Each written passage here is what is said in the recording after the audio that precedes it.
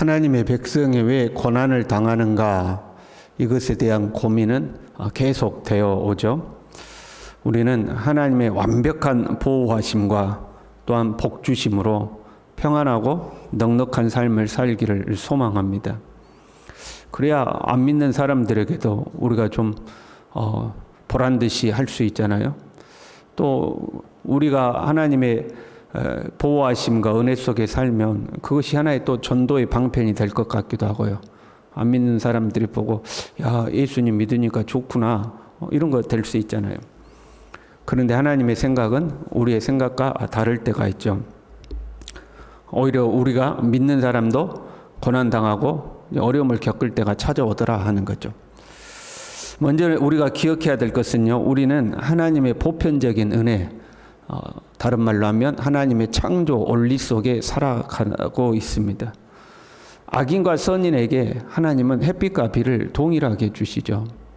그 말은 악인과 선인에게 하나님의 이 창조 원리는 동일하게 적용된다, 이런 말입니다. 햇빛과 비가 동일하게 선인과 악인에게 온다? 그러면 좋은 일도 나쁜 일도 모든 사람에게 동일하게 온다 하는 거죠. 안 믿는 사람은 2층에서 뛰어내렸더니 다리가 부러지고, 믿는 사람은 2층에서 뛰어내렸더니 다리가 안 부러지고, 그런 거 아니다 이 말이죠. 똑같이 이 동일한 이 원리의 적용을 받는 거죠. 또 한편으로는요, 그건 그렇다고 쳐요. 뛰어내리면 다리가 부러진다고 쳐요. 근데 뛰어내리지도 않았는데 다리가 부러지는 경우 있잖아요. 뜬금없이 고난과 어려움은 왜 찾아오냐 하는 거죠. 우리는요, 하나님의 섭리와 계획에 의해서 연단을 받을 때가 있습니다. 우리는 미처 다 모르는데 하나님이 우리를 연단시킬 때가 있죠. 그럼 우리가 불로 연단받는다, 성경이 그렇게 표현하잖아요. 그만큼 강렬한 시험이 우리에게 찾아올 때가 있습니다. 그런데 그 연단이라는 것은 연단을 통과하고 나면 더 큰 하나님의 은혜가 기다리고 있죠. 일종의 우리가 업그레이드가 되는 거거든요.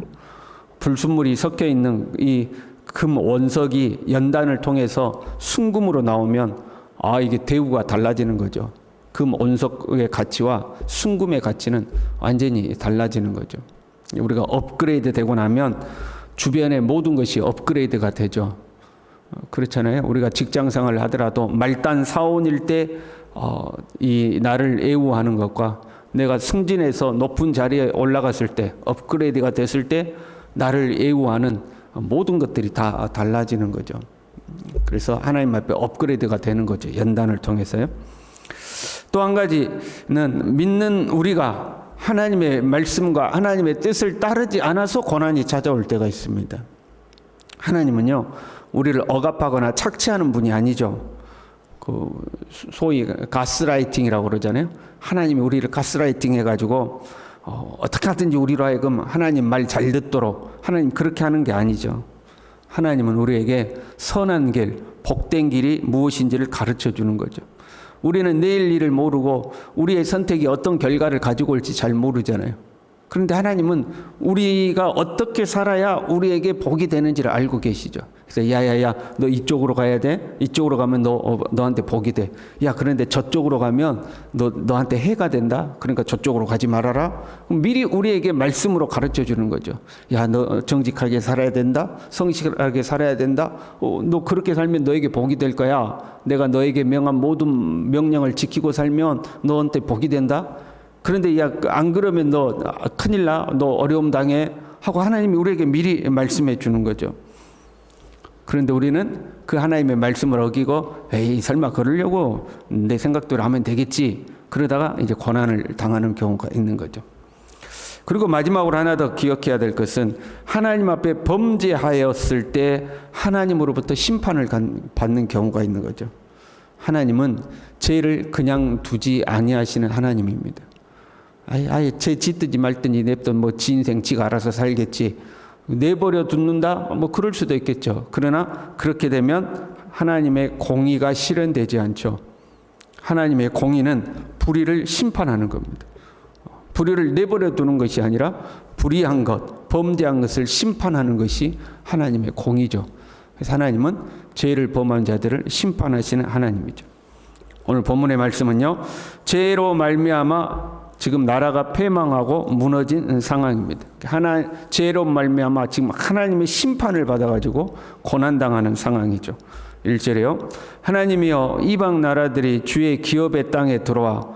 하나님이 주신 기업으로 주신 땅은요, 같은 유대인이라도 그 땅을 침범할 수가 없죠. 지경을 옮길 수가 없어요. 형편이 어려워져서 그 땅을 팔았다가 하더라도 신년이 되면 다시 다 원래로 다 돌아오게 돼 있죠.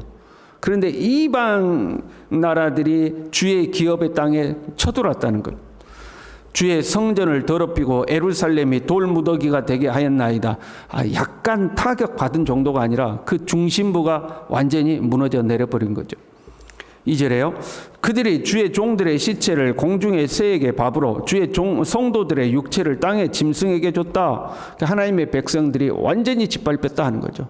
땅은 침범을 당해서 무너지고 그 땅 가운데 살고 있는 하나님의 백성들은 완전히 짓밟혀졌어요. 그리고 4절에요. 우리는 우리 이웃에게 비방거리가 되며 우리를 애워싼 자에게 조소와 조롱거리가 되었나이다. 우리를 놀리는 거죠.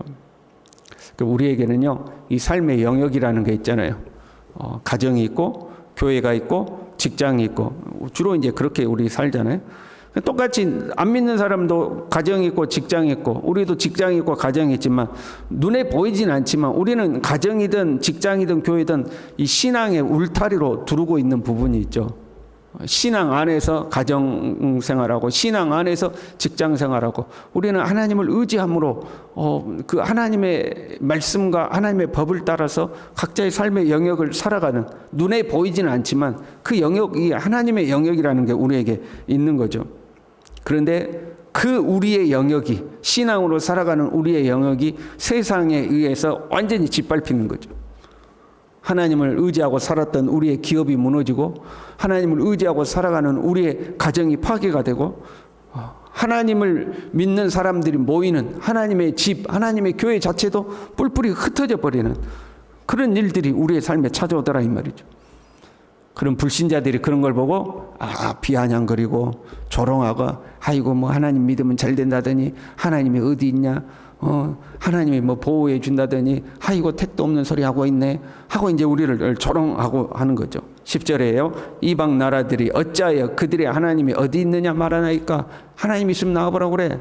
야, 하나님 있으면 네가 왜 그렇게 고생하는데, 하나님 있으면 너 왜 그렇게 일이 안 풀리는데, 야, 하나님이 있으면 네 자식들은 왜 그렇게 힘들게 사는데 하고 하나님 있으면 나와보라고 그래 하고 이방인들이 우리를 이제 조롱하게 된다 하는 거죠. 이것이 하나님의 섭리에 의한 연단이 아니라 현재 죄로 말미암아 이런 고통을 당하고 있는 거죠. 이스라엘은 역사 속에서요, 결국 처참하게 패망하죠. 나라가 무너지죠. 성전도 해파되죠. 그리고 포로로 잡혀가죠. 하나님은 자신의 성전을 파괴해 가면서까지 자기 백성을 심판하시는 하나님이죠. 우리는 그 하나님을 두려워해야 되는 거죠. 자신의 성전을 무너뜨리고 하나님의 영광이 더럽혀지는 것을 감수하더라도 자기 백성을 심판하시는 거예요. 왜 그렇게 하죠? 자기 백성을 돌이키기 위해서 그렇게 하는 거죠. 너 한번 죽어봐라 하는 게 아니라 하나님의 백성을 돌이키기 위해서 하나님은 자기 영광이 훼손되는 것을 감수하고도 그 죄를 심판하시는 하나님인 거죠. 5절에요. 여호와여 어느 때까지니까 영원히 노하시리까. 우리의 언어로 바꾼다면 하나님 이제 화 푸세요 그런 말이에요. 하나님 이제 화 푸세요. 제가 잘못했어요. 화 푸세요. 이제 이런 거죠. 하나님 제가 잘못했어요. 화 푸세요. 언제까지 그렇게 화내실 거예요. 이제 이런 거죠. 사실 그런 거잖아요. 부모가 자녀가 잘못해가지고 버럭 화를 내고 이제 감정이 상했어요. 그러면 누가 그 기분을 풀어야 돼요? 잘못한 자녀들이 와가지고 아빠 제가 잘못했어요. 화 푸세요. 그래야 되는 거잖아요. 근데 제가 살아보니까 꼭 그런 건 아니더라고요. 제가 화내고 제가 풀어야 되고 그럴 때가 있어요. 제가 성질 내고 애들한테 가서 또 내가 먼저 화 풀고. 여러분 안 그러세요? 저는 그런 것 같아요. 근데 이제 지금 하나님의 백성들이 하나님께는 와서 하나님 이제 화 푸세요. 우리가 잘못했어요. 이제 이런 거죠. 한편으로 이런 것은 뭐예요? 자신들의 패망도 하나님에 의한 것이고 자신들이 다시 회복되는 것도 하나님 손에 있습니다. 그런 고백이죠. 하나님이 그렇게 화내고 계시면 우리 언제까지 이 고생해야 돼요? 하나님이 아프셔야 돼요. 이제 그렇게 하는 거죠. 8절에요. 우리 조상들의 죄악을 기억하지 마시고 주의 긍휼로 우리를 속히 영접하소서. 지금 이 본문의 시에서 하나님께 호소하고 있는 사람들은 자녀 세대인 거죠. 후손들이요. 우리 조상들 죄 때문에 우리 이 고생하고 있는데 이제 더 이상 그거 기억하지 마시고 우리 용서해 주세요 하는 거죠. 하나님은요, 부모의 죄의 값을 그 자녀들에게 물지 아니하죠. 그렇게 우리에게도 그렇게 명령했어요. 부모의 죄 때문에 자녀가 불이익을 당하면 안 된다. 그렇게 말씀하셨죠. 그런데 부모의 죄 때문에 그 부모가 하나님의 심판 아래로 내려가면 그 자녀가 같이 고생하는 거죠. 그렇잖아요. 가족 공동체라는 것이 부모가 잘못되면 모든 자녀들이 함께 고난을 당하고 있는 거죠. 그게 지금 이 시에서 하나님께 호소하는 백성들은 이런 의미예요. 하나님, 우리 조상들은 그랬을지라도 우리는 이제 안 그럴게요. 그러니 아프세요. 그런 말이죠. 우리 부모 세대는 하나님 앞에 그랬을지라도 우리는 안 그럴게요. 하나님 아프세요. 이제 이렇게 이야기하고 있는 거죠. 그렇게 하나님이 화를 푸시고 우리를 용서하시고 우리를 회복시키기를 원하는 그 이유가 9절에 이렇게 되어 있어요. 우리 구원의 하나님이여 주의 이름의 영광스러운 행사를 위하여 우리를 도우시며 주의 이름을 증거하기 위하여 우리를 건지시며 우리 죄를 사하소서. 하나님 이제 우리 완벽하게 철저하게 준비됐어요. 우리는 이제 더 이상 하나님의 법에서 어긋나지 아니하는 완벽한 사람으로 우리가 용서되었어요. 그러니 우리 용서해 주세요. 그런 의미가 아니죠. 주의 이름의 영광스러운 행사를 위하여 주님의 영광을 위하여 우리를 용서해 주세요. 그런 거죠. 아버지가 버럭 화를 냈어요. 자녀들이 잘못해서 화를 냈어요. 그럼 며칠 만에 풀어야 되죠? 며칠 만에 풀어야 돼요? 버럭 화를 냈어. 금방 화를 풀어야 되겠죠. 부모가 하루 만에 풀든지 길어야 이틀 만에 풀든지 아주 뭐 심각한 문제라면 오래 가겠지만 그럼 또 자녀들이 하고 아빠 잘못했어요. 용서해 주세요. 그러면 화를 풀어야 되지 않겠어요? 근데 아버지가 버럭 화를 내가지고 그 화낸 것이 하루 이틀에 안 끝나고 집에서만 화를 내는 것이 아니라 교회에서도 인상 쓰고 다니고 밖에 나가서도 인상 쓰고 다니고 막 그래요. 그럼 이제 자녀들이 와가지고 아빠 사람들이 아빠를 어떻게 생각하겠어? 아빠가 그래가지고 인상 쓰고 다니면 아빠가 그렇게 성질내고 집에서만 아니라 밖에서도 그렇게 다니면 사람들이 아빠 보고 뭐라고 울겠어? 누구 걱정을 하는 거예요? 자기들 불이익을 걱정하는 것이 아니라 아버지 걱정하는 거잖아요. 아버지 체면이 뭐가 돼? 이제 이런 이야기 하는 거잖아요. 지금 그런 거예요. 하나님, 우리를 위해서가 아니라 하나님의 영광을 위해서 이제 우리를 용서해 주세요. 하나님의 영광이 뭐가 돼요? 하나님의 백성인 우리가 이렇게 짓밟히고 이 고통 속에 살아가면 하나님의 체면이 뭐가 돼요? 그러니 하나님의 영광을 위해서라도 우리를 용서해 주세요. 이제 이런 의미죠. 그리고 또 하나 이렇게 돼 있어요. 주의 이름을 증거하기 위하여 우리를 용서해 달라는 거죠. 하나님의 하나님 되심을 증거하기 위해서. 언제까지 야, 네가 하나님이 계시긴 하냐? 뭐 하나님이 네 도와준다더니 뭐 그 하나님 뭐 하고 있대?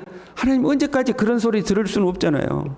정말로 야, 하나님은 살아계신 하나님이며 자기 백성을 돌보시는 하나님이며 자기 백성을 축복하시는 하나님이구나. 하나님의 이름이 그렇게 증거돼야 되지 않겠습니까? 그러니 우리를 용서하시고 회복해 주십시오. 그런 거죠. 하나님이 언제까지 나 이렇게 둘 거예요? 내가 그럴 수도 있지. 하나님이 나한테 건다고 그럴 수가 있어요. 자녀들이 그럴 때 있잖아요. 내가 그랬다고 아빠가 나한테 그럴 수 있어. 뭐 우리 자녀가 그런 건 아니에요. 우리 자녀가 그런 건 아닌데 그런 자녀들이 있을 수도 있잖아요. 그러니까 자기를 중심으로 상황을 호전시키려고 하는 것이 아니라 자기의 잘못을 인정하고 하나님 우리가 잘못했어요. 그런데 하나님 이렇게 되면 하나님의 이름이 뭐가 돼요? 사람들이 저렇게 하나님 욕하고 비난하는데 하나님의 영광이 뭐가 돼요? 그러니까 주님의 영광을 위하여 우리를 용서해 주시고 주님의 이름이 증거되기 위해서 우리를 회복시켜 주세요라고 기도하는 거죠. 우리의 마음의 자세가 이래야 되겠죠. 하나님의 섭리와 훈련에 의해서 우리가 연단을 받든지, 아니면 내가 어려움을 당해서 실수해서 어려움을 겪든지, 아니면 때로 범죄에서 하나님의 심판이 우리에게 찾아온다 할지라도 나를 위해서가 아니라 하나님을 위해서, 하나님의 영광을 위해서, 주님의 이름이 증거되기 위해서 회복을 소망할 수 있는 사람, 우리가 그런 믿음의 사람으로 성장할 수 있기를 바랍니다. 기도하겠습니다. 하나님 아버지, 나를 위해서가 아니라 주님을 위해서, 주님의 나라와 주님의 의를 위해서 내 자신이 회복되어지며 내 자신을 통하여서 하나님의 이름이 드러나기를 소망하는 그런 성숙한 믿음의 사람이 될 수 있도록 우리를 붙들어 주시고, 주님 그런 우리를 축복하여 주셔서 정말로 우리의 삶의 모든 것을 통하여 사람들이 정말로 하나님이 살아계시구나 고백할 수 있도록 주님 우리의 삶을 축복하여 주시옵소서. 예수님의 이름으로 기도 올리옵나이다. 아멘.